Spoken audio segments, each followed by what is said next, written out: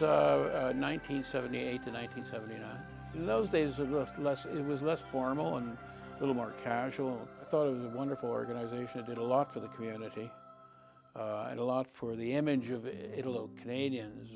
Remember, back in the 70s, the Italian community was still a first generation, largely a first generation immigrant community, which is not the case now, of course. So, but it did a very good job. It had a truly important purpose. We had a lunch, and the Prime Minister at that time was Pierre Trudeau. Although I don't agree with Mr. Trudeau's politics necessarily, I have always had a huge amount of respect for him as a person.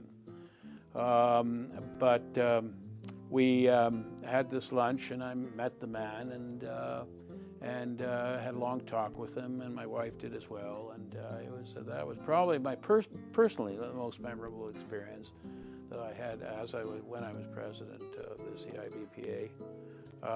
From a more general point of view, I think we started at that point, as I said, first in my term, we hired a general manager. The organization became much more business-like, I believe, and certainly the people that followed me, like Walter Simone and Adam Sorrenti, were built on this and really developed a strong organization and a business-like organization. And I think by hiring a general manager at that point was a step in the right direction.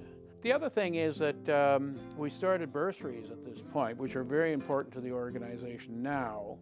I mean, they're big bursaries, I understand, but we were just starting on modest little bursaries for Italo-Canadian university students, and this gentleman by the name of Albert Vangeliste started that, and I think that was in my term as well when they started doing that. And those were basically the highlights.